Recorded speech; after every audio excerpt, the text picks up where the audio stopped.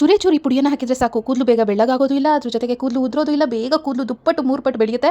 ಹಾಗಿದ್ರೆ ಯಾವುದದು ಟಿಪ್ ಅಂತ ಪಟ್ ನೋಡೋಣ ಬನ್ನಿ. ನಮಸ್ಕಾರ ಎಲ್ರಿಗೂ, ಇವತ್ತಿನ ವಿಡಿಯೋಗೆ ಸ್ವಾಗತ. ಒಂದು ಬೌಲನ್ನು ತಗೊಂಡಿದ್ದೀನಿ. ಸ್ವಲ್ಪ ಅಂದರೆ 1 ಸ್ಪೂನ್ ಆಗೋಷ್ಟು ಅಲೋವೆರಾ ಜೆಲ್ಲನ್ನು ಹಾಕೋಬೇಕಾಗುತ್ತೆ. 1 ಸ್ಪೂನ್ ಅಲೋವೆರಾ ಜೆಲ್ ಜೊತೆಗೆ ನೋಡಿ ಇನ್ಸ್ಟೆಂಟ್ ಕಾಫಿ ಪೌಡರನ್ನು ಹಾಕೊಳ್ತಾ ಇದ್ದೀನಿ. ಸೊ ₹1-2 ಪಾಕೆಟ್ ತೊಗೊಂಡು ಇನ್ಸ್ಟೆಂಟ್ ಕಾಫಿ ಪೌಡರನ್ನು ಹಾಕೋಬೇಕು. ಅದ್ರ ಜೊತೆಗೆ ನೀವು ರೆಗ್ಯುಲರಾಗಿ ಬಳಸುವಂಥ ಶಾಂಪೂನ ಹಾಕೊಳ್ಳಿ. ನೀವು ಯಾವ ಕಂಪ್ನಿದು ಯೂಸ್ ಮಾಡ್ತೀರಾ, ನಿಮ್ಮ ಹೇರಿಗೆ ಯಾವುದು ಸೆಟ್ ಆಗಿದೆ ಆ ಶಾಂಪೂನ ಹಾಕೋಬೇಕಾಗುತ್ತೆ. ಇದಿಷ್ಟನ್ನು ಹಾಕಿದ್ಮೇಲೆ ಇದ್ರ ಜೊತೆಗೆ ಚೂರು ನೀರನ್ನು ಹಾಕೊಳ್ತಾ ಇದ್ದೀನಿ. ಸೊ ನೀರನ್ನು ಹಾಕಿ ಚೆನ್ನಾಗಿ ಇದನ್ನು ಮಿಕ್ಸ್ ಮಾಡ್ಕೋಬೇಕಾಗುತ್ತೆ. ಮಿಕ್ಸ್ ಮಾಡ್ಕೊಳ್ತಾ ಇದ್ದೀನಿ. ಇಲ್ಲಿ ಬಳಸಿರೋಂಥದ್ದು ಅಲೋವೆರಾ ಜೆಲ್, ಅದು ಕೂದಲಿಗೆ ತುಂಬಾ ಒಳ್ಳೆಯದು. ಆಮೇಲೆ ಕಾಫಿ ಪೌಡರ್ ಮತ್ತು ಶಾಂಪು, ರೆಗ್ಯುಲರಾಗಿ ಬಳಸುವಂಥ ಶಾಂಪು. ನಾನಿಲ್ಲಿ ಡವ್ ಶಾಂಪೂನ ಹಾಕೊಂಡಿದ್ದೀನಿ.